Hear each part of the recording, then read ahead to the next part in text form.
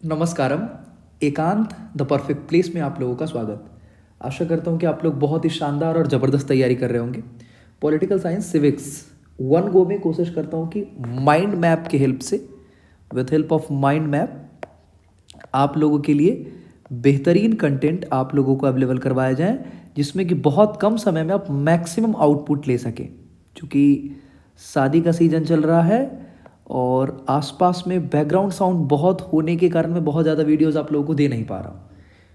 लेकिन फिर भी एकांत द परफेक्ट प्लेस मैंने खोज लिया है आप लोगों के लिए, और कोशिश करता हूँ कि मैक्सिमम चीज़ें मैं अपनी तरफ से जितना कर रहा हूँ और आप ज़्यादा करिए। लगातार मैं बोल रहा हूँ कि मैं अभी नॉन स्ट्राइकर एंड पर हूँ, आप सभी स्ट्राइकर एंड पर हैं, तो अपनी तरफ से बेहतर तरीके से जितनी चीज़ें आप कर सकते हैं करिए।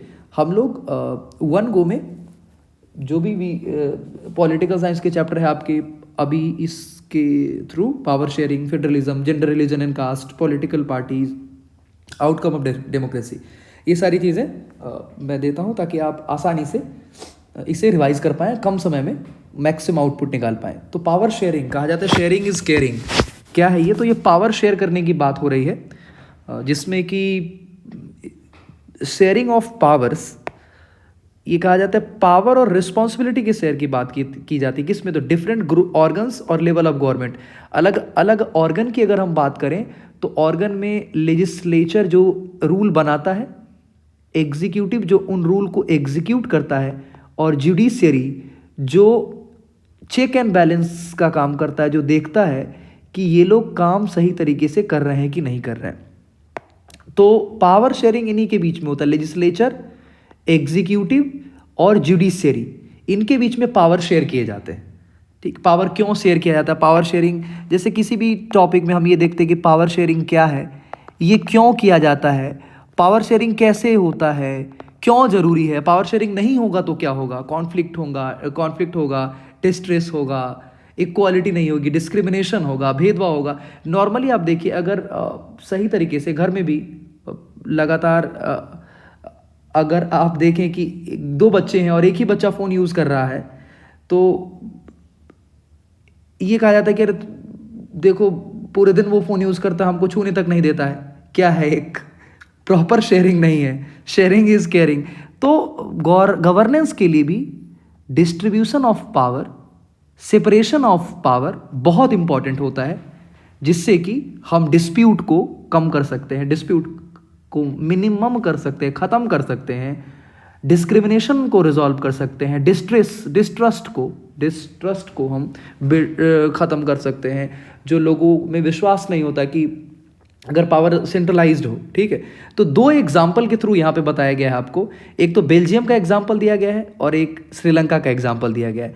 बेल्जियम की बात करें तो बेल्जियम की गवर्नमेंट जो है वो जो माइनॉरिटी है उसको शो कर रही है। वहीं अगर हम बात करें श्रीलंका की तो ये मेजोरिटी की बात करती है। दोनों अलग, एक जगह माइनॉरिटी की बात होती है, एक जगह माइनॉरिटी की बात होती है और एक जगह मेजोरिटी की बात होती है, एक जगह मेजोरिटी की बात होती है। और ये वीडियोस मैं रिवीजन पर्पस से बना रहा हूँ, ठीक है।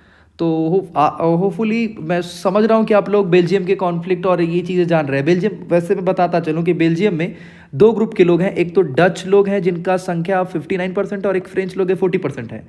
और अगर श्रीलंका की बात कर लीजिए तो श्रीलंका के कंडीशन में आप देखिए कि सिंहलाज वहाँ के जो लोग हैं उनका संख्या भी ज़्यादा है, और ये लोग ही पावरफुल हैं और ये अपने कल्चर, अपने रिलीजन, अपने लैंग्वेज को प्रमोट कर रहे हैं। तो जो माइनॉरिटी में लोग हैं उनको कॉन्फ्लिक्ट होता है कि भैया बताइए, अपने से बना के और पावर हम लोगों में डिस्ट्रीब्यूट कर नहीं रहे हैं। ये कॉन्फ्लिक्ट हो रहा है यहाँ पर, फिर सिविल वॉर हो जाएगा।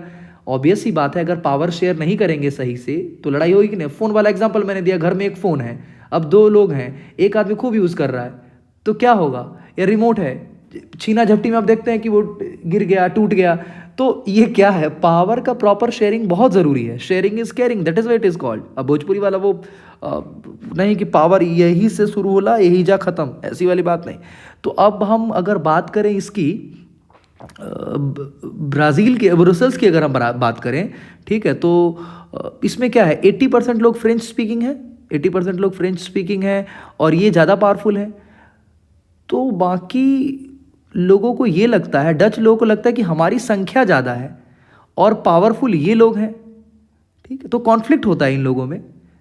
फिर माइनॉरिटी में जो लोग हैं वो ज़्यादा पावरफुल हैं, वो ज़्यादा रिच हैं, तो इन लोगों को लगता है कि भाई ये लोग पावरफुल हैं, पावर का सही डिस्ट्रीब्यूशन नहीं, तो कॉन्फ्लिक्ट हो गई। और यहीं श्रीलंका में देखिए, जो मेजोरिटी में है वो पावरफुल है, तो माइनॉरिटी वाले लोग सोचते हैं कि हमें क्यों नहीं पावर मिल रहा, सिंहलाज लैंग्वेज, बुद्धिस्ट कल्चर, तो बाकी जो श्रीलंकन तमिल हैं उन्हें डिस्क्रिमिनेशन होता है, फील होता है। फिर उसके बाद डिस्ट्रस्ट, विश्वास टूटता है उन लोगों का, फिर सिविल वॉर की स्थिति आ जाती है, बहुत सारे लोग मारे जाते हैं। अब बेल्जियम के लोगों ने देखा कि फ्रेंच की संख्या कम है लेकिन ये ज़्यादा पावरफुल हैं और लोगों में डिस्ट्रस्ट बिल्ड हो रहा है, तो इन्होंने 1970 से लेकर 1993 तक 4 टाइम्स इन्होंने कॉन्स्टिट्यूशन को अमेंड किया, सुधारा, और इनके लीडर्स ने रिकॉग्नाइज किया, क्या रिकॉग्नाइज किया, कि ये जो डिफरेंसेस हैं, डाइवर्सिटी है हमारे कंट्री की, अब क्या करना है, तो डच और फ्रेंच लोगों के इक्वल नंबर ऑफ मिनिस्टर्स होने चाहिए, बराबर बराबर, ठीक है। जैसे घर में फ़ोन के लिए लड़ाई वाला एग्जांपल मैंने दिया, बताइए 10 मिनट तुम भी देखोगे, 10 मिनट तुम भी देखोगे, तो क्या होगा, चलो ये बराबरी किया हमने। स्टेट गवर्नमेंट और सेंट्रल गवर्नमेंट की सबऑर्डिनेट की बात की गई, separate government with equal representation. फिर कहा गया कोई भी डिसीजन एक आदमी नहीं लेगा, जो भी डिसीजन होगा सभी मिलकर लेंगे। तो ये क्या है, ये पावर को प्रॉपर वे में शेयर कर रहे हैं ताकि कॉन्फ्लिक्ट नहीं हो। हम क्यों पावर ऐसे शेयर कर रहे हैं, ताकि कॉन्फ्लिक्ट नहीं हो, डिस्ट्रस्ट नहीं हो, इक्वालिटी बिल्ड हो, डिस्क्रिमिनेशन नहीं हो। ये सारी चीजें हम इसलिए कर रहे हैं, पावर इसलिए हम शेयर कर रहे हैं। तो पावर शेयरिंग के रीजंस में 2 चीजें बताई जा रही है। एक तो प्रूडेंशियल पावर शेयरिंग होता है। प्रूडेंशियल पावर शेयरिंग क्यों, इससे पावर शेयरिंग से हम और पॉसिबिलिटी हो जाती है कि हम ना कॉन्फ्लिक्ट को, लड़ाई झगड़ों को हम कम कर सकते हैं अगर पावर प्रॉपर वे में शेयर किया गया है तो। और स्टेबिलिटी होती है, यूनिटी डेवलप होती है, और ये स्पिरिट है डेमोक्रेसी का। हम कोई डिक्टेटरशिप वाले कंट्री में तो रहते नहीं, किम जोंग उन भी नहीं है, ना हम बाहुबली की शिवगामी देवी हैं कि मेरे शब्द ही हैं शासन, ऐसा भी नहीं है, ठीक। ये अलग सिस्टम चला के रखे हुए हैं। तो ये एक डेमोक्रेटिक कंट्री है और यहाँ पावर शेयर करना जरूरी है। पावर शेयर कैसे करेंगे, कैसे कैसे पावर शेयर करेंगे, तो अलग अलग अगर हम बात करें पावर शेयरिंग की, अगर हम बात करें तो अलग अलग ऑर्गन ऑफ गवर्नमेंट में, जैसे हॉरिजॉन्टली हम पावर शेयर करेंगे, एग्जीक्यूटिव को करेंगे, लेजिस्लेचर को करेंगे, जुडिशरी को करेंगे। एग्जीक्यूटिव वो है जो नियम बनाता है, बिल्कुल भी नहीं। लेजिस्लेचर जो है नियम बनाता है, ठीक। लेजिस्लेचर में कौन हो जाएगा, तो लेजिस्लेचर में जितने भी एमपीज हैं, जितने भी एमएलएज हैं, ठीक है, ये लेजिस्लेचर में। एग्जीक्यूटिव में कौन है, तो जो मिनिस्टर है, जितने मिनिस्टर होते हैं वो हैं। फिर उसके बाद अगर हम बात करें तो पीएम, सीएम, ये इसमें आएंगे एग्जीक्यूटिव में। डीएम इसमें आएगा, ब्लॉक डेवलपमेंट ऑफिसर, ये लोग इसमें आएंगे। जुडिशरी में सुप्रीम कोर्ट आएगा, हाई कोर्ट आएगा, ये सब क्या है, ये जुडिशियरी है।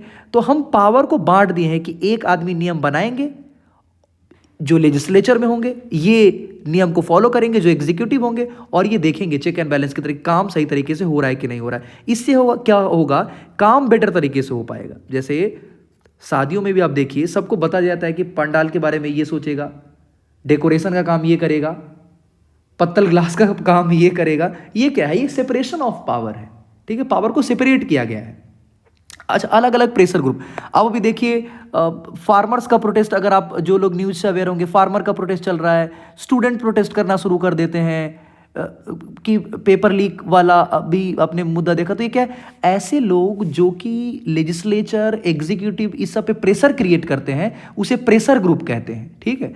जैसे किसान यूनियन बना लेते हैं, वेलफेयर फॉर फार्मर्स, तो ये लोग प्रेशर क्रिएट करते हैं, इन्हें प्रेशर ग्रुप कहते हैं। प्रेशर ग्रुप में स्टूडेंट यूनियन हो सकता है, फार्मर का यूनियन हो सकता है, यूनाइट होकर ये लोग प्रोटेस्ट करते हैं, विरोध करते हैं, जो कि डेमोक्रेसी का सिग्निफिकेंस भी है, इसकी पहचान भी है, ठीक है। अब अगर हम पावर शेयरिंग की बात करें तो पावर शेयरिंग अलग अलग लेवल ऑफ गवर्नमेंट में भी होता है। जैसे सेंट्रल लेवल में हम प्रधानमंत्री को देख सकते हैं, स्टेट गवर्नमेंट में हम चीफ मिनिस्टर को देख सकते हैं, लोकल गवर्नमेंट में हम मुखिया को देख सकते हैं। अगर हम विलेज लेवल पे बात करें तो ग्राम प्रधान को हम देख सकते हैं, मुखिया को देख सकते हैं, और हम अगर अर्बन लेवल में बात करें तो नगर निगम को देख सकते हैं, मेयर को देख सकते हैं। ये क्या है, ये पावर शेयर कर दिया गया है कि पूरे देश की बात होगी तो प्रधानमंत्री, स्टेट लेवल पे बात होगी तो स्पेसिफिकली चीफ मिनिस्टर्स, और लोकल लेवल पे बात होगी तो ग्राम प्रधान, मुखिया, मेयर, नगर निगम के लोग, नगर पार्षद, ये लोग इसको देखेंगे। फिर अलग अलग पार्टी में हम कोalition की बात करते हैं, तो इस तरीके से पावर को बांटा गया है, सेपरेटली पावर को डिस्ट्रीब्यूट किया गया इन लोगों के बीच में, ताकि बेहतर तरीके से काम किया जा सके, कोई कॉन्फ्लिक्ट नहीं हो, कोई प्रॉब्लम नहीं हो। ये है पावर शेयरिंग का मोटिव। ठीक है, पावर शेयरिंग क्या है, क्यों किया जाता है, कैसे किया जाता है, ओवरऑल अगर हम देखें तो ये है पावर शेयरिंग। ठीक है, इसी से जुड़ा हुआ फिर फेडरलिज्म है, जो कि अलग अलग लेवल ऑफ गवर्नमेंट में बोला जाता है। अगर हम फेडरलिज्म की बात करें तो फेडरलिज्म क्या है? Federalism obviously it is a system. ठीक है, फेडरलिज्म क्या है? तो हम बात करें फेडरलिज्म की, तो फेडरलिज्म, अगर बात करें फेडरलिज्म, तो federalism it is a system of government in which the power is divided between central authority to state. ये सेंट्रल अथॉरिटी, सेंट्रल लेवल से स्टेट लेवल और लोकल लेवल, इसके बीच में पावर का जो डिस्ट्रीब्यूशन है, इसके बीच में पावर का जो डिस्ट्रीब्यूशन है, यही है फेडरलिज्म। ठीक है, अब वैसी कंट्री जिसमें एक ही पार्टी है तो यूनिटरी गवर्नमेंट उसे हम कहेंगे। फिर वैसी गवर्नमेंट जिसे यूनिटरी गवर्नमेंट हम कहेंगे, वहाँ पे पावर शेयर नहीं। फेडरेशन क्या कहलाएगा? कौन कंट्री फेडरल का होगा? फेडरेशन किसे कहेंगे हम? अगर हम फेडरेशन की बात करें, फेडरेशन में का मतलब क्या होगा? तो टू और मोर लेवल ऑफ गवर्नमेंट। तो इंडिया में देखिए स्टेट लेवल पे भी गवर्नमेंट है और लोकल लेवल पे भी गवर्नमेंट है और सेंट्रल लेवल पे भी गवर्नमेंट है। यूनिटरी गवर्नमेंट की बात करें तो यहाँ पे क्या होगा? एक यूनिट गवर्नमेंट है और वन गवर्नमेंट सिस्टम सेंटर में रहती है और बाकी सारे पावर को वही एंजॉय करती है। ठीक है, यह यूनिटरी। और इंडिया में अलग अलग लेवल ऑफ गवर्नमेंट है जिससे कि काम को बेहतर तरीके से किया जाता है। जैसे अगर स्टेट लेवल की अगर हम बात करें, स्टेट लेवल की, तो गवर्नमेंट स्टेट के बारे में सोचती है, उसे हम कहेंगे state level of government. Government for entire country, पूरे देश के बारे में सोचती है, जैसे प्रधानमंत्री। अब अगर हम इसमें बोले तो day to day administration of the state, state के एडमिनिस्ट्रेशन की बात होती है। जैसे chief minister of Bihar, Bihar सरकार ने जैसे अल्कोहल बैन किया है, शराब बंद किया है, तो कहाँ के लिए? सिर्फ बिहार के लिए बैन किया है। ठीक है, तो गवर्नमेंट ऑफ स्टेट के विदिन सोचेगी। अब बिहार सरकार यूपी में जाकर तो नहीं बोलेगी क्यों शराब बिक रहा है वहाँ पे। इसी का हम फिर ज्यूरिडिक्शन वाला भी सिस्टम इसमें आगे देखने वाले हम लोग। तो फेडरेशन में क्या होता है कि दो लेवल ऑफ गवर्नमेंट है या दो से ज़्यादा लेवल ऑफ गवर्नमेंट है और सबका पावर सेपरेट किया हुआ है कि आप ये काम करेंगे, आप ये काम करेंगे। अब इसमें यूनिट में क्या होता है? Often they have unit but they don't enjoy the significant power, enjoy नहीं करते। जैसे इसमें एग्जांपल आप यूनाइटेड किंगडम यूके का देख लीजिए। और फिर each level of government work independent before of others, सभी अलग अलग तरीके से अपना काम करते हैं। सबके लिए सब्जेक्ट डिफाइन है, सबके रिस्पॉन्सिबल सब्जेक्ट्स दिए हुए हैं, लिस्ट दिया हुआ है कि आप ये काम करेंगे, आप ये काम करेंगे, एकदम डिफाइन कर दिया हुआ है। इसे हम कहेंगे फेडरलिज्म। पावर को सेंट्रल लेवल से स्टेट लेवल के बीच में बांट दिया गया है और कौन सा कंट्री फेडरल होगा, क्या क्या प्रोसीजर, इसे तो एकदम अच्छे तरीके से ध्यान रखिए आप। कौन सा कंट्री फेडरल कहलाएगा, क्यों फेडरल कहलाएगा, कैसे एक कंट्री फेडरल होता है, कैसे कंट्री फेडरल नहीं होता। तो सबसे पहला रीजन जो है किसी भी कंट्री के फेडरल होने का कि देयर आर टू और मोर लेवल ऑफ गवर्नमेंट। सबसे पहले तो यही है कि अलग अलग लेवल ऑफ गवर्नमेंट होने चाहिए। सबसे पहला रीजन कि अलग अलग लेवल ऑफ गवर्नमेंट होने चाहिए। दूसरा, अब चूंकि लोग तो सेम है, जैसे बिहार के लोग की बात कर लीजिए, एमपी के लोग की बात कर लीजिए, या आप यूपी के लोगों की बात कर लीजिए, ये लोग तो सेम है। इसे यूपी गवर्नमेंट भी रूल कर रही है और इंडियन गवर्नमेंट भी रूल कर रही है। तो ये कैसे होगा, क्या होगा? इसी के लिए अगला पॉइंट जो है आपका कि डिफरेंट टीयर ऑफ गवर्नमेंट, अगर हम बात करें कि सेंट्रल गवर्नमेंट और स्टेट गवर्नमेंट, तो different tier of government govern the same citizen but each tier has its own jurisdiction. अब ज्यूरिसडिक्शन क्या है? हद। जैसे अभी मैंने एग्जांपल दिया कि बिहार की सरकार बिहार में अल्कोहल बैन की हुई है, इसका ये मतलब नहीं कि वो बंगाल में भी जाके बैन कर देगी। इसका अपना ज्यूरिसडिक्शन है, अपना हद है, अपनी सीमा है। सीमा हैदर पाकिस्तान वाली सीमा हैदर नहीं, इसकी अपनी सीमा है, अपनी ज्यूरिसडिक्शन है, अपनी औकात, अपनी लिमिट समझ लीजिए। ठीक है, कि आप यही इसी की विदिन काम करेंगे। स्टेट गवर्नमेंट उसी स्टेट के अकॉर्डिंग काम करेगी। पहला, दो टीयर ऑफ गवर्नमेंट होना चाहिए। दूसरा कि उसके अपने ज्यूरिडिक्शंस होने चाहिए, उस ज्यूरिडिक्शन को क्रॉस नहीं करेगी। फिर उसके बाद द फंडामेंटल प्रोविजन, कॉन्स्टिट्यूशन ने एकदम डिफाइन कर दिया है अगर कि ये काम आपको करना है और कुछ भी चेंज करना है तो आप अकेले यूनिलैटरली चेंज नहीं करेंगे एक लेवल पे, क्योंकि लेवल ऑफ गवर्नमेंट ज़्यादा है तो कुछ भी चेंज होगा तो सब मिलके करेंगे ना, अकेले नहीं कर सकते हैं। ठीक, और अगर कुछ ऐसा होगा तो court have the power to interrupt the constitution and the power of different level of government. अगर कोई कॉन्फ्लिक्ट होता है तो इंटरप्ट करने के लिए, एक्सप्लेन करने के लिए हम सुप्रीम कोर्ट की हेल्प ले सकते हैं हाई कोर्ट स्टेट लेवल पर मदद करने को तैयार होती है। अब सरकार चलाने के लिए चाहिए पैसा, तो पैसे के लिए उसे हम कहते हैं tax, source of revenue for each level of government. जितने भी गवर्नमेंट है उसमें आपको क्या चाहिए, पैसा चाहिए। सोर्स ऑफ रेवेन्यू के लिए पैसा चाहिए कि नहीं चाहिए, बिना पैसे के तो काम होगा नहीं। अगर आप लोगों ने रेस्टोरेंट में ऑर्डर किया हो या ऑनलाइन ऑर्डर किया हो आपने, तो आपका जब बिल आता है तो उसमें आप जीएसटी देखते होंगे, ठीक है। ये क्या है, टैक्स है, गुड्स एंड सर्विस टैक्स। इसी में आप देखते होंगे एस जीएसटी, एस, एक मिनट रुक जाइए, एस जीएसटी, फिर इसी में आप देखते होंगे C GST.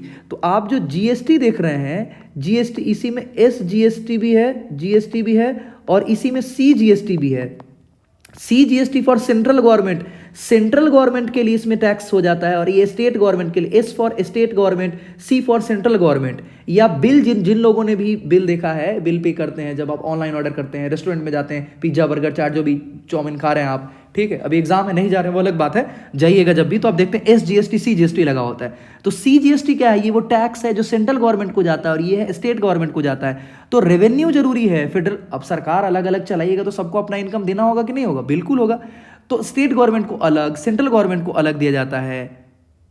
2 level of government होगा, सबका अपना ज्यूरिडिक्शन होगा, अपना हद होगा, अपनी सीमा होगी कि यही काम करेंगे। कोई प्रॉब्लम होगा तो कोर्ट देखेगी उसको, और टैक्स, प्रॉपर वे में टैक्स दिया जाएगा सबको, जो कि उनका सोर्स ऑफ इनकम है। और फिर फेडरलिज्म हैज ड्यूअल ऑब्जेक्टिव। इसका ऑब्जेक्टिव क्या है, फेडरलिज्म क्यों जरूरी है, तो एक तो हम सेफ गार्ड करेंगे, दूसरा हम यूनिटी, क्योंकि देखिए आप पहला भी देखिए, पहला चैप्टर था हमारा क्या, पावर शेयरिंग। पावर शेयर करेंगे क्या होगा, कॉन्फ्लिक्ट नहीं होगा, हम इक्वालिटी को बढ़ाते हैं, यूनिटी डेवलप करते हैं, और अकोमोडेट करते हैं हमारे जो बाकी लोग हैं, रिलीजन वाइज, कल्चर वाइज, अलग अलग प्रकार के लोग हैं, उन सब में हम अकोमोडेट करते हैं रीजनल डाइवर्सिटी को। रीजनल डाइवर्सिटी को हम अकोमोडेट करते हैं। ये हमारा कहने का मतलब है कि ये फेडरलिज्म, इसका पर्पस है कि सभी लोग मिलकर रहें, यूनिटी इंटीग्रिटी को बढ़ावा दें, अकोमोडेट करें रीजनल डाइवर्सिटी को। Culture wise, gender wise, religion wise अलग अलग लोग होंगे, लेकिन अगर पावर प्रॉपर तरीके से शेयर होगा, अगर कॉन्सेप्ट फेडरलिज्म का होगा तो कोई कॉन्फ्लिक्ट नहीं होगा, ये कहना है। अब टाइप ऑफ फेडरलिज्म की बात अगर हम कर लें तो 2 टाइप के फेडरलिज्म है, कमिंग टुगेदर और होल्डिंग टुगेदर। इसे आपने बेटर तरीके से देखा होगा, जैसे इंडिया जो है ये एक होल्डिंग टुगेदर फेडरलिज्म का एग्जांपल है। यहाँ के कॉन्स्टिट्यूशन जो है थोड़े अनइक्वल डिस्ट्रीब्यूशन की बात करते हैं, सेंट्रल गवर्नमेंट की तरफ थोड़ा सा ट्विस्टेड है, सेंट्रल गवर्नमेंट को ज़्यादा पावरफुल है। वहीं अगर यूएसए की बात करें तो इंडिपेंडेंट स्टेट्स की बात होती है। अब इसमें पूछा जाएगा, जैसे अभी मैंने जितने पॉइंट देखे हैं, फेडरल बनने के लिए 2 लेवल ऑफ गवर्नमेंट होना चाहिए, 2 से ज़्यादा, पावर प्रॉपर तरीके से शेयर होना चाहिए, रिटन कॉन्स्टिट्यूशन होना चाहिए, जुडिशियरी चीज़ों को देखेगी सही तरीके से, कॉन्फ्लिक्ट को खत्म करेगी। तो इंडिया एक फेडरल कंट्री है, कैसे पता चलेगा, क्योंकि इंडिया में भी 3 लेवल ऑफ गवर्नमेंट है, सेंट्रल गवर्नमेंट है, स्टेट गवर्नमेंट है, लोकल लेवल पर भी है। पावर का हमने एकदम प्रॉपर डिस्ट्रीब्यूशन किया है, लिस्ट बना के रखे हुए हैं, union list, state list, written constitution है हमारा, इंडिपेंडेंट जुडिशियरी है, और हम अपने टैक्स का प्रॉपर कलेक्शन और शेयर करते हैं। मैंने एग्जांपल दिया था आपको, रेस्टोरेंट पे जाते हैं तो क्या कर रहे हैं, जीएसटी जब आप लेते हैं तो जीएसटी 2 तरीके का है, सी जीएसटी जो सेंट्रल गवर्नमेंट को जाता है, और फिर एस जीएसटी जो स्टेट गवर्नमेंट को जाता है। और इसमें बराबर बराबर, जैसे मान लीजिए जीएसटी अगर 38 रुपये लग रहा है तो इसमें 19 रुपये इसको जाएगा और 19 रुपये इसको जाएगा, और दोनों लोग जाते हैं और अपने सरकार को चलाते हैं बेटर तरीके से, ठीक। अब डिवीजन ऑफ पावर की बात कर लें। देखिए पावर को डिवाइड करने के लिए पूरा बास्केट बना के दे दिया है कि ये काम आप करेंगे, ये काम आप करेंगे। यूनियन लिस्ट बना दिया, स्टेट लिस्ट बना दिया, कंकरेंट लिस्ट बना दिया, रेसिड्यूरी लिस्ट बना दिया। यूनियन लिस्ट वो है, यूनियन लिस्ट ऐसा है जिसपे कि सेंट्रल गवर्नमेंट, अच्छा सेंट्रल गवर्नमेंट जब भी हम बोलें तो आप पीएम को समझ लीजिए, भाइयों बहनों मोदी जी को समझ लीजिए। स्टेट लिस्ट जब बोलें तो उसमें आप सीएम को समझ लीजिए, नीतीश कुमार को समझ लीजिए, योगी को समझ लीजिए। और कंकरेंट लिस्ट जब सेंट्रल गवर्नमेंट और स्टेट गवर्नमेंट दोनों मिलकर बनाती है, ठीक है। सेंट्रल लिस्ट कौन है, जो यूनियन गवर्नमेंट जो बनाती है, यूनियन गवर्नमेंट जो बनाती है उसे हम अच्छा इससे क्वेश्चन तो पक्का पूछेगा, छपेगा क्वेश्चन इससे, ठीक है, इससे पक्का क्वेश्चन पूछने वाला है। जैसे डिफेंस में अगर हम बात करें आर्मी की, अगर मैं बात करूं आर्मी की, तो आर्मी क्या है भाई, तो आर्मी यूनियन लिस्ट का पार्ट है। आर्मी आप कभी भी इंडियन आर्मी सुने होंगे, बिहार आर्मी तो आपने नहीं सुना है, बिहार आर्मी नहीं सुना है आपने, क्योंकि आर्मी क्या है, यूनियन लिस्ट का हिस्सा है। बीटीएस आर्मी, अच्छा इसे एक मिनट इसे हटाइए, इसे बिना मतलब कॉन्फ्लिक्ट नहीं करना है, फेडरलिज्म और हम लोग पावर शेयरिंग पढ़ रहे हैं, ठीक है। तो यूनियन लिस्ट में क्या, डिफेंस है, फॉरेन अफेयर है, बैंकिंग है, कम्युनिकेशन है, करेंसी है, करेंसी ठीक है। करेंसी जो है, अब करेंसी अगर आपको याद हो कि रात में 8 बजे आके, आज रात 8 बजे के बाद से 1000 और 500 रुपए के नोट बंद किए जाएंगे। क्या ये बात योगी ने बताया था? नहीं, मोदी ने बताया था। मोदी कहाँ पे है? सेंट्रल गवर्नमेंट में है। मतलब करेंसी किसका पार्ट है? यूनियन लिस्ट का पार्ट है। करेंसी किसका पार्ट है? यूनियन लिस्ट का पार्ट है। इससे एग्जाम्पल में क्वेश्चन पूछे जाएंगे, करेंसी किसका पार्ट है? यूनियन लिस्ट का। इसमें से यूनियन लिस्ट में कौन नहीं है? तो आपको ध्यान ये रखना है कि यूनियन लिस्ट में क्या है, स्टेट लिस्ट में क्या है। स्टेट लिस्ट में स्टेट गवर्नमेंट बनाएगी सिर्फ, ये लिस्ट दिया हुआ है कि ये काम सिर्फ आप करेंगे। जैसे पुलिस की बात करें तो बिहार पुलिस, ट्रेड की, कॉमर्स की, एग्रीकल्चर की, इरिगेशन की, ये स्टेट गवर्नमेंट बनाएंगे। कनकरेंट लिस्ट क्या है? कनकरेंट लिस्ट दोनों मिलकर बनाएंगे। जैसे मान लीजिए एजुकेशन, तो एजुकेशन स्टेट गवर्नमेंट और सेंट्रल गवर्नमेंट दोनों मिलकर बनाएंगे। यूनियन लिस्ट सिर्फ सेंट्रल गवर्नमेंट, स्टेट लिस्ट बनाएगी स्टेट गवर्नमेंट, और कनकरेंट लिस्ट दोनों मिलकर बनाएंगे। फॉरेस्ट हो गया, डाइवोर्स हो गया, मैरिज हो गया, एडॉप्शन हो गया, ये डाइवर्स और बड़ा वाइड एस्पेक्ट है इन चीज़ों का, तो इसीलिए ये दोनों मिलकर बनाते हैं। फिर संविधान बनाने वाले लोग बहुत ही ज़बरदस्त, बहुत ही शानदार थे। उन लोगों ने सोचा कि ये तो हो गया कि कुछ लोग कुछ सेंट्रल गवर्नमेंट बनाएगी, कुछ स्टेट गवर्नमेंट बनाएगी, कुछ सब्जेक्ट पे दोनों मिलकर बनाएंगे। उन्होंने सोचा कुछ चीज़ें ऐसी हैं जिसका हम अंदाज़ा भी नहीं लगा सकते, वो फ्यूचर में रिसर्च की जाएंगी, खोजी जाएंगी, तो कुछ संभावनाएं भी होंगी, कुछ चुनौतियां भी होंगी, चैलेंजेस भी होंगे। तो उन्होंने एक खाली बास्केट दे दिया। जैसे एक बास्केट बताया कि ये सारी चीज़ें सेंट्रल गवर्नमेंट इसको देखें, हैंडल करेंगी, इसके सारे काम स्टेट गवर्नमेंट देखेगी, और ये दोनों मिलकर करेंगे। और एक खाली छोड़ दिया, ठीक है, एक खाली छोड़ दिया कि इसमें आप लोग लिस्टिंग कर लीजिएगा, कुछ चीज़ें ऐसी हैं जो फ्यूचर में आ सकती हैं, ऐड होंगी, उन चीज़ों को सेंट्रल गवर्नमेंट बनाएंगे। Residuary subject came after the constitution was made like computer software, artificial intelligence, ठीक है, साइबर क्राइम, डिजिटल वर्ल्ड, ये सारी चीज़ें क्या है। तो जिस समय संविधान बना उस समय तो ये चीज़ें नहीं थी, तो उन लोगों ने सोचा कि ऐसे कुछ चीज़ें होंगी जो इन फ्यूचर जरूरत की होंगी, तो उसे सेंट्रल गवर्नमेंट को दे दिया गया, उसे हम कहेंगे रेसिड्यूरी लिस्ट। अब अगर हम आगे की तरफ बढ़ें, तो इसमें हम देखेंगे कि फेडरलिज्म इंडिया में कैसे प्रैक्टिस होता है। एक, लिंग्विस्टिक बेसिस पे। दूसरा, लैंग्वेज पॉलिसी हमने बेटर तरीके से लाई। सेंट्रल स्टेट रिलेशन हमारा बहुत अच्छा है। फिर हम लोकल लेवल पे बेटर तरीके से काम कर रहे हैं। विलेज लेवल पे ग्राम पंचायत है, जिसके प्रधान को आप मुखिया भी कह सकते हैं, ग्राम प्रधान भी कह सकते हैं। फिर पंचायत समिति होता है, जिसको इलेक्ट किया जाता है पंचायत के मेंबर के द्वारा ही, और बीडीओ इसके चीफ होते हैं। फिर अगर हम जिला पार्षद की बात करें तो जिला पार्षद भी चुने जाते हैं, ठीक। तो ये अलग अलग लेवल ऑफ गवर्नमेंट है। तो अगर हम इसकी बात करें फेडरलिज्म की और पावर शेयरिंग की, तो इन दोनों का मतलब है यूनिटी और इंटीग्रिटी डेवलप करने का, ताकि बेटर तरीके से गवर्नेंस का काम किया जा सके। ये है दोनों चैप्टर। अब फिर हम इसके आगे जेंडर, रिलीजन और कास्ट को देखते हैं।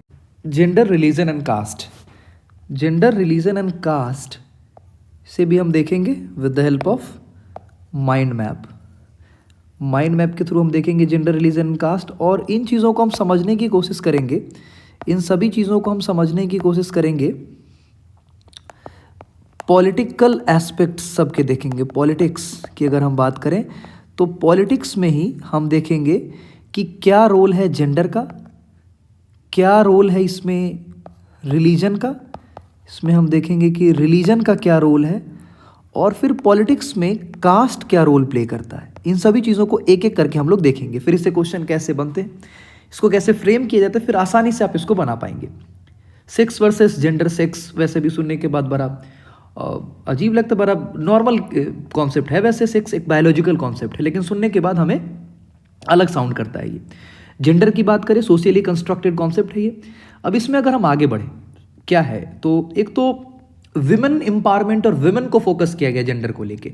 और जेंडर को लेके मैं पर्सनली मानता हूँ कि जेंडर मतलब कि ये मेल फीमेल सबको बात करता है, लेकिन जनरली हमारा जो सोसाइटी का सर्कमस्टांसेस रहा है उसमें विमेन ने डिस्क्रिमिनेशन बहुत फील किया। तो क्यों होता है, क्या रीज़न है, कैसे डिस्क्रिमिनेशन होता है, कैसे इसे दूर किया जा सकता है, इन सभी चीज़ों को हम लोग देखेंगे।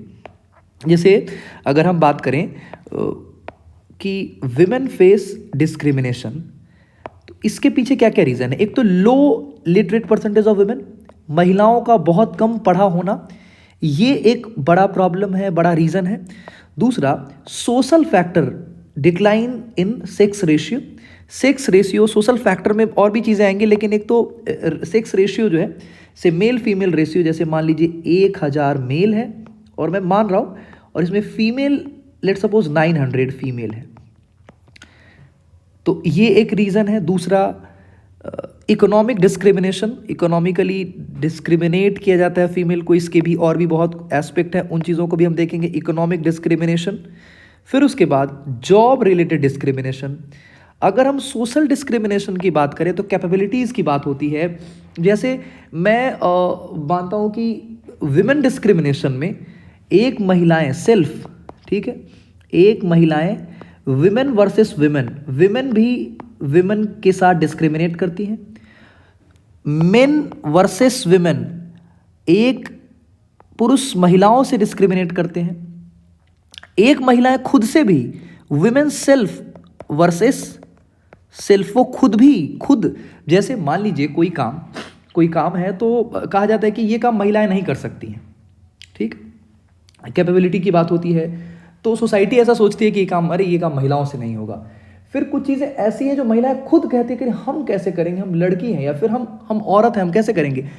तो ऑब्वियसली सोशल फैक्टर में महिलाओं की दुश्मन महिलाएं खुद भी हैं, और एक महिला की दुश्मन दूसरी महिला भी है, महिला की दुश्मन पुरुष भी हैं। तो दीज वेर द फैक्टर्स। अगर विमेन एम्पावर होंगी, कैसे होंगी, तो कहा जाता है कि प्रॉब्लम इटसेल्फ सॉल्यूशन, समस्या खुद ही समाधान होता है।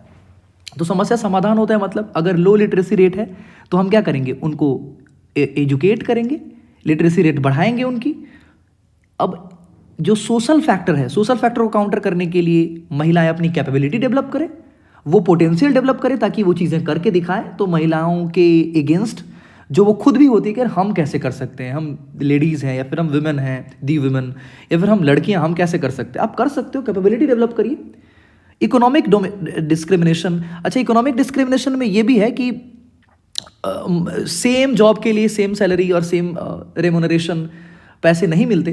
गवर्नमेंट एक्ट लाई है, पास किया गया है, चीज़ें मिल रही हैं, काफ़ी हद तक काम भी हो रहा है।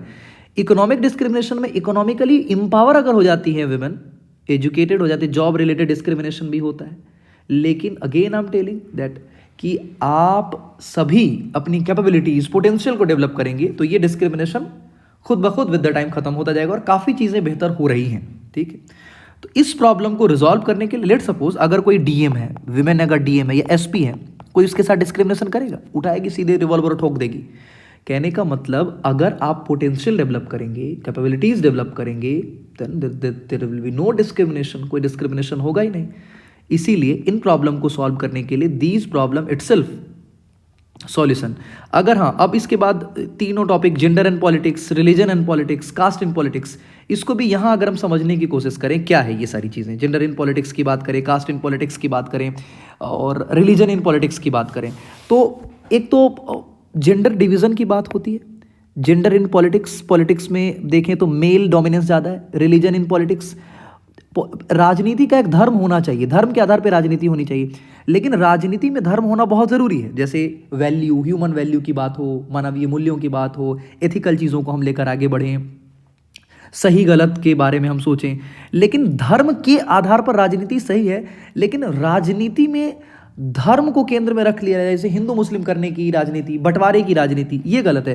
कास्ट एंड पॉलिटिक्स, जैसे कास्ट के अकॉर्डिंग हम ये देख लें कि किसका इकोनॉमिक डेवलपमेंट हुआ है, किस कास्ट में मतलब ग्रोथ रेट ज़्यादा है, लिटरेसी नहीं है, इलिटरेट कौन है ज़्यादा है, एजुकेशन लेवल कैसा है, ऑक्यूपेशनल मोबिलिटी कैसी हुई है, कौन से कमज़ोर हैं, कौन आगे बढ़े, कौन नहीं बढ़ पाए, इन चीज़ों को हम देखें, ये सही है। लेकिन कास्ट के अकॉर्डिंग डिवाइड एंड रूल की पॉलिसी से बचने की ज़रूरत है। गांधी की फिलॉसफी है कि गांधी जी सेड दैट कि politics must be guided by ethics drawn from religion.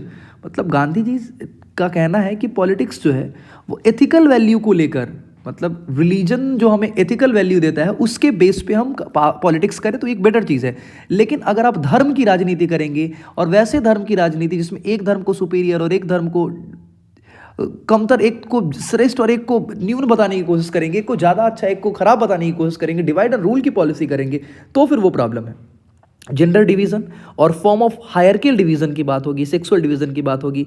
अब फिर इसी में देखें, अगर मेल फीमेल डोमिनेंस की बात करें तो मेल डोमिनेंस ज़्यादा है। इसके लिए सरकार ने, गवर्नमेंट ने स्टेप लिया to curb the low proportion of women participation. 1/3 seat panchayat में और म्यूनिसपैलिटीज़ में रिजर्व कर दिया गया। इसका फ़ायदा ये होगा, वुमेन पार्टिसिपेशन बढ़ेगा तो इससे फ़ायदे होंगे। Gender and politics, religion and politics, caste and politics एक यूज टॉपिक है। आई होप आप इसको कनेक्ट करते हुए आंसर फ्रेम कर पाएंगे। फिर क्या है, मतलब various form of communalism in politics. जैसे हमारे बिलीफ में एक स्टीरियोटाइप है रिलीजन को लेकर, प्रिजुडिस है रिलीजियस बिलीफ को लेकर, इसी कारण अलग अलग कम्युनल वायलेंस होते हैं, राइट होते हैं। पार्टीशन, इंडिया और पाकिस्तान के पार्टीशन के पीछे का पर्पस बिलीफ ही तो था, धर्म के आधार पर राजनीति होगी, मुसलमान और हिंदू। इंडिया का अपना कोई रिलीजन नहीं है। India as an country there is no religion, specifically लोगों का रिलीजन है, रिलीजियस कम्युनिटी है। मेजोरिटी डोमिनेंस की बात, माइनॉरिटी को सेपरेट करने की बात।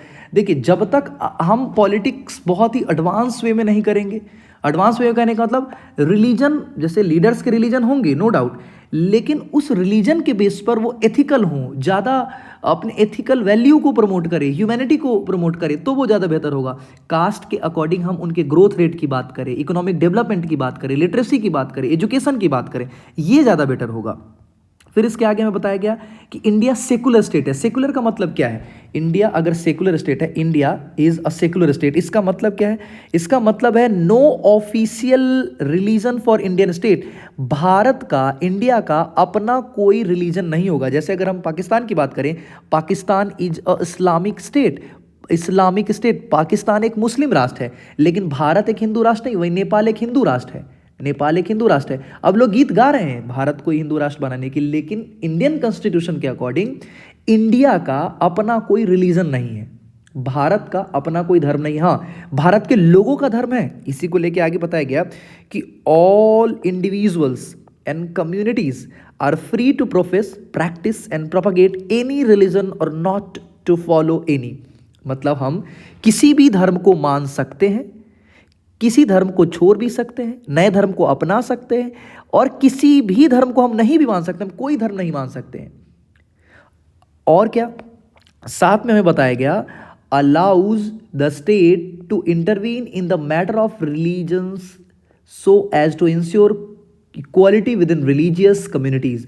हम और राष्ट्र, खास करके देश, कभी भी कोई कॉन्फ्लिक्ट क्रिएट नहीं करेगा, सभी धर्म को इक्वल ट्रीट करेगा, इक्वल प्रमोट करेगा, किसी भी धर्म को स्पेशल प्रमोशन नहीं किया जाएगा, और किसी तरीके से discrimination religion wise, gender wise, caste wise नहीं किया जाएगा। इससे रोक लगाने की बात की जा रही है। हम किसी को भी किसी भी बेस पर, खास करके रिलीजन के, कास्ट के, ग्रीड के बेस पर हम भेदभाव नहीं करेंगे। फिर आगे बताया गया फेमिनिस्ट मूवमेंट महिलाओं के आधार पे क्या है। तो एक तो डिमांड है इसकी, enhancing the political and legal status of women, उनके पॉलिटिकल और लीगल स्टेटस बढ़े। इसके लिए हम लोगों ने डिस्कस किया, उनके एजुकेशन, स्किल, पोटेंशियल को डेवलप करने की जरूरत है। महिलाओं की दुश्मन महिलाएं खुद भी हैं, एक महिला की दुश्मन दूसरी महिला है, महिला के दुश्मन पुरुष भी हैं, समाज भी है, और एक महिला की दुश्मन एक महिला खुद स्वयं भी है। जिसके लिए मैंने बताया कि वो बोलती है कि अरे हम लेडीज हैं, हम ये काम कैसे कर सकते हैं। एक लेडीज दूसरे को कहती है अरे ये लेडीज है, ये थोड़ी ना करेगी। एक पुरुष भी एक लेडीज को कहता है। तो इतने सारे स्टीरियोटाइप्स, प्रिजुडिस, इनको खत्म करने की जरूरत है। कैसे खत्म होगा? उनको एजुकेशनली एडवांस होना पड़ेगा, स्किल डेवलप करने पड़ेंगे, कैपेबिलिटीज डेवलप करने पड़ेंगे, improving their educational and career opportunities, equality in personal and family life. फिर उसके बाद help to improve women's role in public life. Public life में उनके रोल की बात होती है, जैसे women working as a doctor, scientist, lawyer, engineers, what earlier was not seen. अब अगर हम बात करें वेरियस कम्युनिटीज इन पॉलिटिक्स, इसको ऑलरेडी हमने डिस्कस कर लिया है। Various form of communalism in politics, जैसे प्रिजुडिस की बात करते हैं, स्टीरियोटाइप की बात करते हैं, रिलीजियस कम्युनिटी की बात, बिलीफ जो है महिलाओं को लेकर उसे छोड़ने की जरूरत है, पोटेंशियल को देखने की जरूरत है। तो हम देखेंगे कि gender, religion and caste politics में बहुत ही बेटर और अच्छा रोल प्ले कर सकता है सोसाइटी के डेवलपमेंट के लिए, कंट्री के डेवलपमेंट के लिए, वुमेन सेल्फ डेवलपमेंट के लिए भी बहुत कुछ बेहतर कर सकती है। तो problem itself is a solution. जो प्रॉब्लम हमने डिस्कस किया, अगर उसे हम सॉल्व कर लेंगे तो ये प्रॉब्लम खुद ब खुद रिजॉल्व हो जाएगा। पॉलिटिकल पार्टी, अगर पॉलिटिकल पार्टी की बात करें, अभी चुनाव होने वाला है 2024 में। पॉलिटिकल पार्टी क्या है, क्यों जरूरी है पॉलिटिकल पार्टी, इन सब चीज़ों को देखेंगे। तो पॉलिटिकल पार्टी जो इलेक्शन में जाती है और इसमें होता क्या क्या है, तो ये इलेक्शन में जाती है, इलेक्शन हेल्ड करती है और compete करती है। एक पार्टी जीतती है, कोई अपोजिशन कोई पक्ष में जाता है, कोई विपक्ष में जाता है, और फिर सरकार में रह के काम करती है लोगों के लिए। सरकार में अगर नहीं रहती है तो विपक्ष में रह के लोगों के लिए जवाब करती है, सवाल पूछती है कि ये काम क्यों नहीं हो रहा है। तो ये है पॉलिटिकल पार्टीज। पॉलिटिकल पार्टी से अलग बहुत ही इंपॉर्टेंट क्वेश्चन पूछे जाता है, तो देखते हैं। पॉलिटिकल पार्टी की अगर हम बात करें तो a group of people who come together to contest election and hold power in government. तीन तरीके के कैटेगराइजेशन किए गए हैं। एक की लीडर होगा इसमें, दूसरा एक्टिव मेंबर्स होंगे इसके। मिस कॉल मार के भी आजकल पार्टी में लोग शामिल हो रहे हैं कि मिस कॉल मारिए बीजेपी में ज्वाइन करिए, मिस कॉल मार दीजिए आप आरजेडी के हो जाएंगे, मिस कॉल मार दीजिए आप जेडीयू में चले जाएंगे। और फॉलोअर्स, फॉलोअर्स तो इनसे तो बचना है। अगर आप मोदी की बुराई कर दीजिए, पूरा कमेंट भरा होगा मोदी मोदी का। अगर आप राहुल गांधी के प्रशंसा के तो राहुल की कर दीजिए, तो राहुल के लोग आ जाएंगे। तो ये है फॉलोअर्स, ठीक है। हमें न्यूट्रल होकर ये चैप्टर पढ़ना है, हमें फॉलोअर नहीं बनना, ना ही हमें मिस कॉल मारना है किसी पार्टी मेंबर को ज्वाइन करने के लिए। पॉलिटिकल पार्टी क्या काम करती है, ये सारी चीज़ों को हम देखते हैं। फंक्शन ऑफ पॉलिटिकल पार्टीज की अगर हम बात करें तो parties contest election, election participate करती है। Voter choose from different policies and program put forward by party. अब पार्टी जो है अलग अलग प्रोग्राम बोलती है कि आपकी गरीबी दूर कर देंगे, गरीबी दूर करेगी हमारी गरीब जनता पार्टी।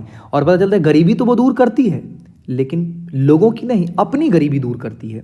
चल रहे थे साइकिल से, पता चला फॉर्च्यूनर लेके घूम रहे हैं अब सरकार। Parties plays a decisive role in making laws for country, country के रूल बनाने के लिए ये सारे काम हैं। मतलब पार्टीज कंटेस्ट करती है इलेक्शन, फिर लोगों को बोलती है ये कर सकते हैं वो कर सकते हैं। फिर उसके बाद पार्टीज फ्रॉम गवर्नमेंट, गवर्नमेंट को रन करती है, run government. And parties that lose in the election play role of opposition in the parties in the power. जैसे देखिए पार्टीज इन पावर, जिनको हम रूलिंग पार्टी भी कहते हैं, जिसे आप पक्ष भी कह सकते हैं रूलिंग पार्टी, और विपक्ष जो अपोजिशन में होते हैं उन्हें विपक्ष भी कहते हैं।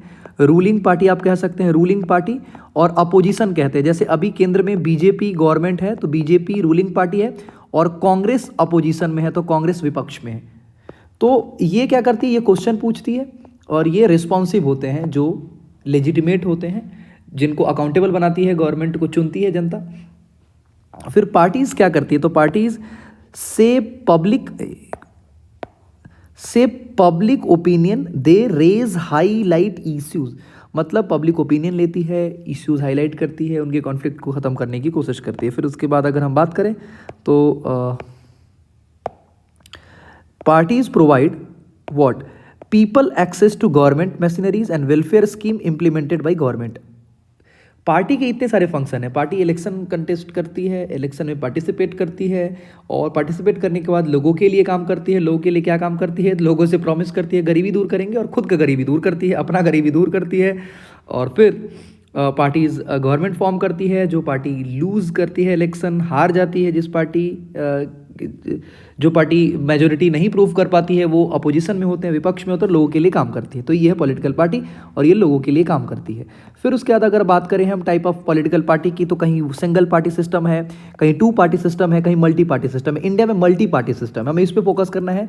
और सिंगल पार्टी सिस्टम चाइना में है, टू पार्टी सिस्टम यूके और यूएसए में है। दो पार्टी है यहाँ पे। और हमारे यहाँ तो कहा जाता है हर नए दिन पार्टी बनती है। आप अभी वीडियो देख रहे हैं और नई पार्टी बन रही होगी, ठीक है। इस स्पीड में पार्टी बन रहा है। और पार्टी का मतलब बर्थडे पार्टी नहीं, मतलब सीरियसली जन पार्टी, तन पार्टी, मन पार्टी, धन पार्टी, पार्टी ही पार्टी बनाया जा रहा है। आपकी पार्टी, बाप की पार्टी, कुछ भी पार्टी, मतलब कुछ भी पार्टी बना देते हैं ये लोग। खैर, तो इंडिया में बहुत पार्टी है, और ये कई बार चैलेंजेस भी माने जाते हैं, लेकिन पार्टी है। अब इससे क्वेश्चन पूछे जाते हैं, ये बहुत इंपॉर्टेंट है ये एरिया जिससे हम लोग अभी देख रहे हैं, नेशनल एंड रीजनल पार्टी। ये क्या है, नेशनल पार्टी क्या होगा, दोनों में 6%, एक तो ध्यान रखिए, नेशनल पार्टी की बात करें, रीजनल पार्टी की बात करें, दोनों में 6% वोटिंग परसेंटेज की बात होती है। एक मिनट इसे, हाँ देखिए, अगर हम बात करें नेशनल पार्टी की और अगर हम बात करें रीजनल पार्टी की, रीजनल पार्टी को स्टेट पार्टी भी कहते हैं, तो इसके लिए 6% वोट चाहिए, इसके लिए भी 6% वोट चाहिए, इसके लिए 4 सीट चाहिए नेशनल पार्टी के लिए, और इसके लिए 2 सीट। इन दोनों को अब देखते हैं एक एक करके। जैसे देखिए, अब party that secure 6% of total vote in Lok Sabha, ठीक है, सेंट्रल गवर्नमेंट होता है लोकसभा, अभी लोकसभा का चुनाव होने वाला 2024 में, एमपी चुन के जाएंगे और प्रधानमंत्री उसी से बनते हैं। एमएलए के चुनाव से सीएम बनते हैं, ठीक है। लोकसभा में एमपी के चुनाव होते हैं और एमपी के चुनाव से पीएम बनते हैं, एमपी पीएम। और एमएलए, एमएलए ए तो सी, ए के बाद सी, सीएम इससे बनाए जाते हैं, ठीक है। और एमपी का उल्टा कर दीजिए पीएम, तो एमपी सब चुन करके एमपी का उल्टा पीएम, एमपी के चुनाव में पीएम बनते हैं एमपी के जो लीडर होते हैं। अभी इसका चुनाव होने वाला 2024 में। तो 6% वोट अगर आ गया, 6% वोट आ गया तो नेशनल पार्टी, रीजनल पार्टी के लिए भी 6% वोट चाहिए सिक्योर करने के लिए। लेजिस्लेटिव असेंबली, यही है एलए, लेजिस्लेटिव असेंबली की बात हो रही है। एमएलए जो चुन के जाते हैं वहां पे 6% या 2 सीट कहीं भी रिकॉग्नाइज कर ले तो स्टेट पार्टी का उसको दर्जा मिल जाता है, तवज्जो कर दिया जाता है स्टेट पार्टी के लिए। अब इसमें आपको एक काम कर लेना है, सारे पार्टी का, जैसे कांग्रेस का क्या बिलीफ है, कांग्रेस की आइडियोलॉजी क्या है, तो कांग्रेस सेकुलरिज्म को फॉलो करती है, ये रिलीजन को प्रमोट करती है, हिंदू रिलीजन और एंशियंट कल्चर को प्रमोट करती है बीजेपी।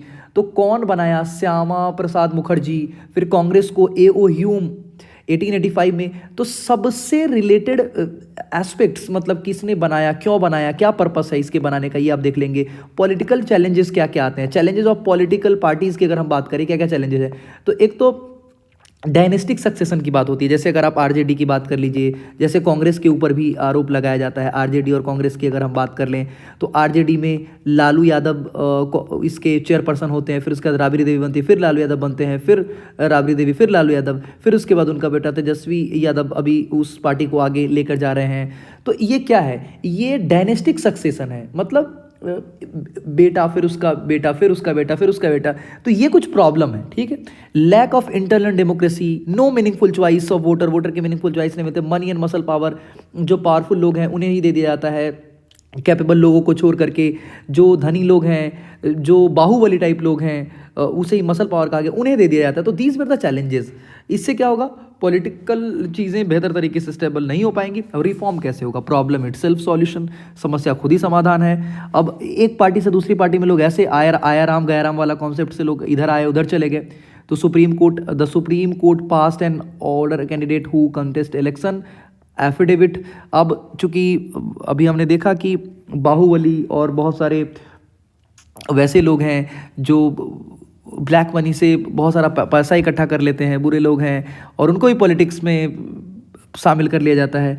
तो अब उनके क्रिमिनल डिटेल, प्रॉपर्टी रिकॉर्ड, ये सारा चेक किया जाता है, जिससे कि ट्रांसपेरेंसी हो, लोग पहचान पाएँ, परख पाएँ। फिर भी इंडियन पॉलिटिक्स को कौन नहीं जानता? हम सभी जानते हैं। पढ़ना है हमें, आंसर लिखना है, स्टेट फंडिंग इलेक्शन ये सभी हम जानते हैं, क्रिमिनल रिकॉर्ड उनका होता है सामने, लेकिन फिर भी लोग किसे वोट करते हैं। हमें अवश्य पढ़े लिखे और अच्छे लोगों को वोट करना चाहिए, इससे फायदा होगा। अब अगला टॉपिक है हमारा outcome of democracy. Outcome of democracy की अगर हम बात करें, आउटकम ऑफ डेमोक्रेसी की अगर हम बात करें तो डेमोक्रेसी का क्या आउटकम है? एक तो डेमोक्रेसी के बारे में कहा जाता है democracy current form of government में सबसे, डेमोक्रेसी जो है अभी जो गवर्नमेंट चल रही है, गवर्नमेंट को चलाने का सबसे बेटर इक्विपमेंट, बेटर मेथड है। इससे बेटर मेथड अभी नहीं खोजा गया है। क्यों जरूरी है? असेसमेंट किया गया डेमोक्रेटिक आउटकम का कि क्या क्या इससे आउटकम निकलते हैं, क्या क्या इसके फायदे हैं। एक तो इक्वालिटी जनरेट करती है, दूसरा लोगों की डिग्निटी इंप्रूव करती है, डिसीजन मेकिंग में फिर प्रोवाइड करती है, रिजॉल्व कॉन्फ्लिक्ट को खत्म करने में भी हमने देखा, पावर शेयरिंग हम लोग देख रहे थे, अभी हम लोग फेडरलिज्म देख रहे थे। तो कॉन्फ्लिक्ट को खत्म करने में, allows room to correct mistake, गलतियों को सुधारने के लिए अपोजिशन है, गलतियां नहीं होती। और आउटकम क्या क्या है डेमोक्रेसी के? तो एक तो ये गवर्नमेंट को अकाउंटेबल बनाती है, जिम्मेवार बनाती है, गवर्नमेंट आंसरेबल होती है, जो भी काम करेगी सरकार उसका जवाब देगी।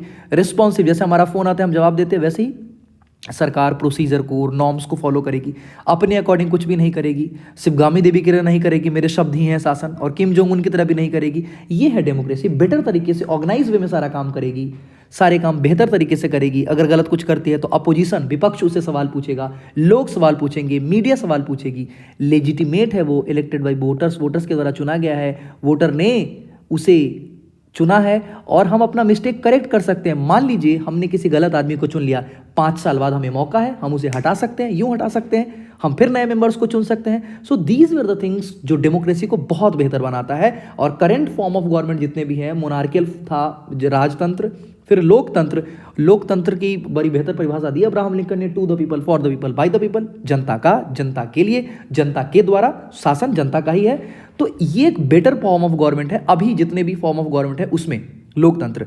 अब डेमोक्रेसी बहुत इंपॉर्टेंट है, इक्वालिटी, यूनिटी, इंटेग्रिटी, ये सारी चीज़ें स्टैब्लिश करती हैं। What should a democracy provide, democracy क्या प्रोवाइड करता है? तो डेमोक्रेसी की अगर हम बात करें तो डेमोक्रेसी क्या प्रोवाइड करता है? ये people should have right to choose rulers, जो हमारा हमको रूल करने वाले हैं उस पर हमारा कंट्रोल है। 5 साल बाद हम उसे चुन सकते हैं फिर से, या फिर हम हटा सकते हैं। People participation is decision making में हमारा पार्टिसिपेशन होता है, हम अपने लोगों को भेजते हैं। And government method and government should be accountable to citizen, और गवर्नमेंट लोगों के लिए अकाउंटेबल होते हैं। And democracy is based on the principle idea of deliberation, negotiation, हम डेलिब्रेट करते हैं, नेगोशिएट करते हैं कि ये चीज़ें होंगी। डिबेट आप देखते हैं लोकसभा में, विधानसभा में, लेजिस्लेटिव असेंबली में आप देखते हैं, लोकसभा में आप देखते हैं कि बहस होती है, नेगोशिएशन होता है। अब हम कैसे मेजर करें कि चीज़ें बेहतर हो रही है कि नहीं हो रही है? तो हम इसके परफॉर्मेंस को देखेंगे, इलेक्शन सही तरीके से हो रहा है कि नहीं। ईवीएम को लेकर, जिससे चुनाव होता है, electronic voting machine, regular and free fair election की बात होती है। फिर open public debate in major legislation, debate article 370 के लिए पार्लियामेंट में भी हुआ, और फिर जाके उसमें चेंजेस जो लाए गए। फिर आरटीआई, आप कुछ भी हो, आप गवर्नमेंट से सीधे सीधे राइट टू इन्फॉर्मेशन के तहत सवाल पूछ सकते कि ये काम क्यों हुआ, कैसे हुआ, कब हुआ। Citizens the action of government via media, अच्छा, criticising the action of government via media, media के थ्रू हम क्रिटिसाइज कर सकते हैं, हम सरकार की आलोचना कर सकते हैं कि ये चीज़ें ठीक नहीं हो रही है। मीडिया उसकी आलोचना कर सकती है, आलोचना करनी भी चाहिए अगर कुछ चीज़ें गलत होती हैं तो। इससे क्या होता है, इससे डेमोक्रेसी और हेल्दी और बेटर बनती है। इससे डेमोक्रेसी और भी हेल्दी और बेहतर बनती है। तो डेमोक्रेटिक गवर्नमेंट को दीज वेर द स्केल जिसके थ्रू हम जज करते हैं, जिसके थ्रू हम मेजर करते हैं। अब अगर हम बात करें एस्पेक्ट ऑफ डेमोक्रेसी के, तो इसके पॉलिटिकल एस्पेक्ट है, सोशल एस्पेक्ट है, इकोनॉमिक एस्पेक्ट है। पॉलिटिकल एस्पेक्ट में हम ये देखेंगे कितना रीजनेबल है, इसने इकोनॉमिक डिसपेरिटी खत्म की या नहीं की। सोशल एस्पेक्ट में हम ये देखेंगे कि डाइवर्सिटी, रिलीजियस हार्मनी को, रिलीजन वाइज कोई कॉन्फ्लिक्ट तो नहीं जनरेट कर रही है, सारे रिलीजन के लोगों को मिलाकर लेकर चल रही है कि नहीं, सिटीजन्स की डिग्निटी की बात करते हैं, प्रमोट कर रही है लोगों की प्रतिष्ठा को कि नहीं, डिवाइड एंड रूल की पॉलिसी तो नहीं कर रही। इकोनॉमिक एस्पेक्ट्स में कोई बहुत ज़्यादा धनी तो नहीं होता जा रहा, कोई बहुत ज़्यादा गरीब तो नहीं होता जा रहा है, सरकार टैक्स लेती है, गरीबों को कहीं फ्री में अनाज दे रही है, बिजली फ्री कर रही है, तो एक से टैक्स लेकर के दूसरे को प्रमोट करती है, दूसरे को फायदा पहुंचाती है। सोशल एस्पेक्ट में किसी को बहुत ज़्यादा तवज्जो नहीं देना, किसी को बहुत ज़्यादा वैल्यू करना, किसी को डिवैल्यू नहीं करना, सबको बराबर, सबको इक्वल ट्रीट करना। So this is the value of democracy. Democracy current form of government में सबसे बेटर फॉर्म ऑफ गवर्नमेंट मानी जाती है। डेमोक्रेसी के आउटकम्स ये सब हैं जिससे बहुत फायदे होते हैं। आप अगर इस तरीके से इन चीज़ों को एक बार रिवाइज कर लेंगे और प्रीवियस ईयर क्वेश्चन लगा लेंगे, होपफुली आपके ये सभी चीज़ बेहतर तरीके से रिकॉल हो जाएंगे, और ज़रूरत की जो भी चीज़ें मैं कर सकता हूं वो करने की कोशिश करूंगा। Again I am telling you are at striker end. अच्छे से, ज़बरदस्त तरीके से खूब मन लगाकर पढ़ते रहिए। ख्याल रखिए अपना और अपनी जिम्मेवारियों का। जय हिंद। Thank you everyone.